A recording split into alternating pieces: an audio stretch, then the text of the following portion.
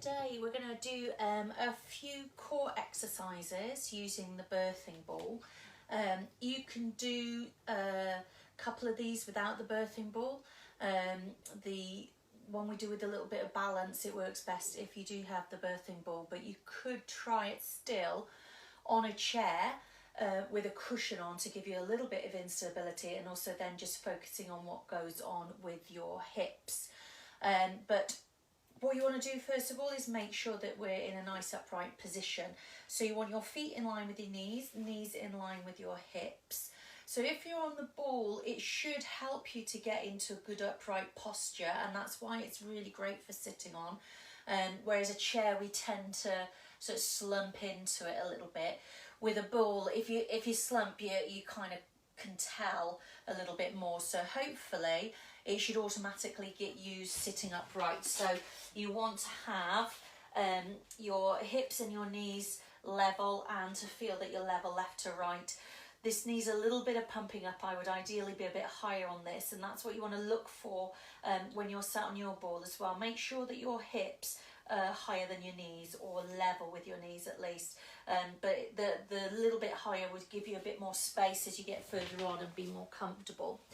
If you're further on as well, you might find that you want to take your knees a little bit wider just to allow space for baby. But otherwise, if you can, hip width apart. So first of all, I'm just using this squishy ball as a guide. You can use the ball, you can imagine you've got a ball there and just pretend to squeeze it, or you can do it with a cushion or a pillow. So all you're going to do is hold the ball out in front of you, relax your shoulders, so make sure you're not leaning away or lifting the shoulders up. We're not creating any tension here in our upper body, we're keeping it nice and relaxed. So you're just going to breathe out, and as you breathe out, you're going to squeeze the ball, and then you're going to breathe in and relax. Now hopefully what happens when you squeeze the ball is you feel a little engagement of your core and pelvic floor. So you'll feel baby hug into you a little bit.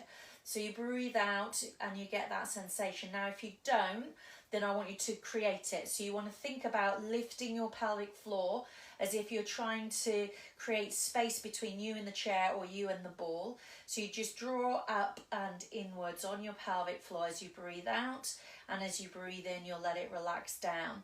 So it's just a gentle movement. We're not creating a lot of tension here, so the pelvic floor is not having to work very hard. We just want to get that sense of it switching on. So don't sort of brace and hold. Make sure you can breathe comfortably. It's just a nice easy lift and lower with your breath. So we're going to breathe out and squeeze, and breathe in, relax. Let me just show you that from the side.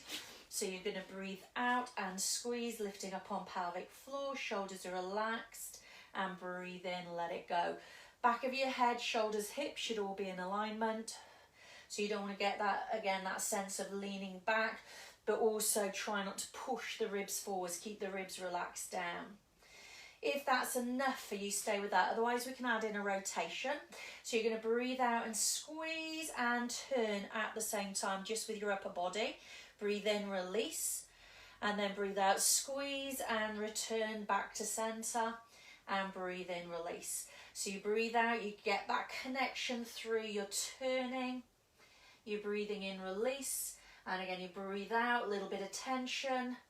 But again, nothing creeping up here. There shouldn't be any sort of curling through. You shouldn't feel that it's hard work. It's just a little squeeze which helps to get into the pelvic floor.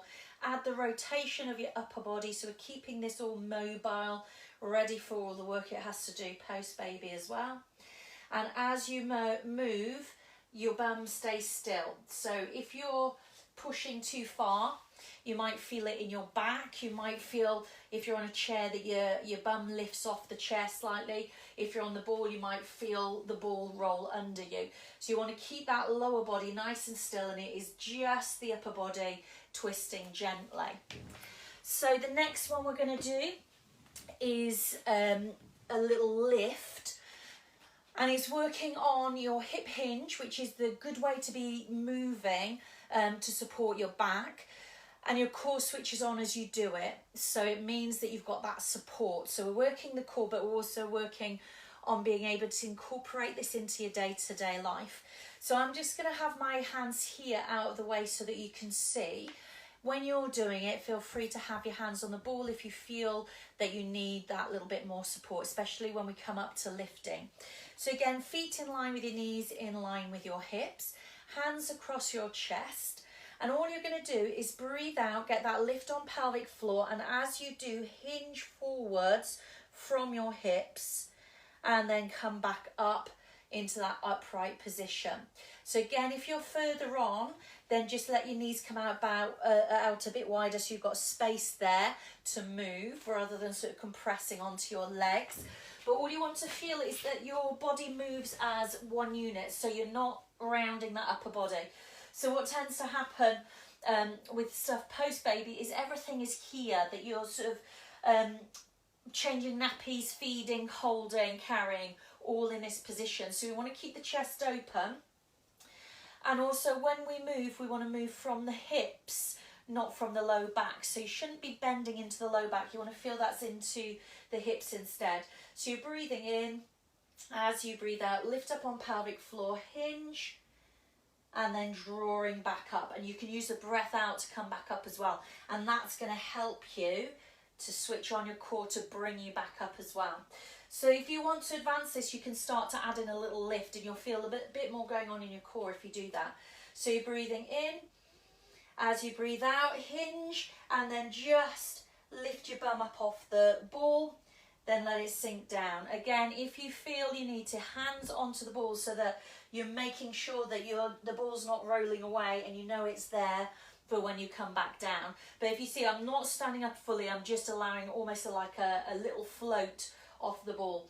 So hinging, coming up a little bit, and then drawing back down and up. And again, so coming forwards, breathing out, lift up on pelvic floor as you come up into that balance, and then coming back to centre. And that should be the way that you come up out of a seat if you can. Think of lifting up on pelvic floor and move using your hips rather than pushing down and using your arms. So if you can incorporate that into day to day, that's going to help your back and core as well. Okay, the last one incorporates a little bit of balance, so you might find it a bit harder. You're looking for what's going on in your hips, so we don't want the hips to be moving. Also, sometimes when we try and stabilise, we'll move through the rib cage as well and move through the waist. So we're keeping this connection all the way through the midsection. So from your hips to your rib cage, that's staying still as much as possible. So have your hands down on the ball to start with. You're going to breathe out. Try not to lean and just breathe out. Push into your supporting leg, lift the other one off the floor. So what you don't want to do is kind of lean over as you lift. I'm making it bigger here so that you can see. So I'm making sure that my knee comes up and you can see that movement. But really you only need to just float the foot off the floor to feel that that is working. So again, nice straight line through, hips balance through, breathe out, float the foot up and breathe into lower. Now I've automatically gone on to my hands being here, partly because it shows it's out of the way so you can see, but it does make it harder. So start with your hands on the ball, but if you feel you're okay with that, then you can start to take the hands away and work a little bit harder into that balance. So you're looking for nice and level through the upper body, level through the hips. There will be a slight transference of weight, so you might feel the ball move a little bit underneath you, but what you shouldn't feel is that you're tilting through at any stage, either with the hips moving or with the ribs moving. If you have pelvic girdle pain, you might find that this is not a good one for you, just because you're moving in a leg independently. What you can try and do though is go to lift the foot, so it's a really good one for getting that stability through the pelvis. So think about lifting the foot, so stabilise through but don't actually lift, and you should find that you connect in. So all I'm doing here is breathing out, thinking about going to lift this foot, which means I've stabilised through without actually moving, and then letting it go. And again, breathe out, think about lifting it, go to lift it, almost you're getting that tense but not actually moving off the floor. And hopefully that will give you a little bit of a connection through without taking any movement through the pelvis. Okay, and that is your 3 core exercises. After you've done them, it'll be nice to just ease off with a little bit of hip movement on the ball, seeing as though we're here. So you can do circles through, taking it alternate, and just nice and easy through that pelvis. Don't sink down, so just keep the body lifted, nice fluid movement. You can make it as big or as small as you like. I'm trying not to make the ball make too much noise here. And then the other one you can do as well is that nice easy tuck under, so you're getting that pelvic tilt and then opening through. So on that one, trying to get that tuck under and then lift it through. So it's almost as if you're going to drag the ball underneath you and then you send it away, and again drag the ball underneath, so you get that stretch into your lower back, you get the movement through your tailbone. It's not your upper body, so make sure you don't slump down. So upper body stays still and it's just that lower body going. And that should just give you a little ease off afterwards. And then when you're ready to come up, we can use those hip hinges. So feet a little bit closer in again, hands across or on the ball. You breathe in, let your pelvic floor relax. As you breathe out, hinging forwards, lifting up on pelvic floor, coming up to that standing position, and then let your pelvic floor relax. Lovely. Hope you enjoy that and find them useful. I'll see you next week.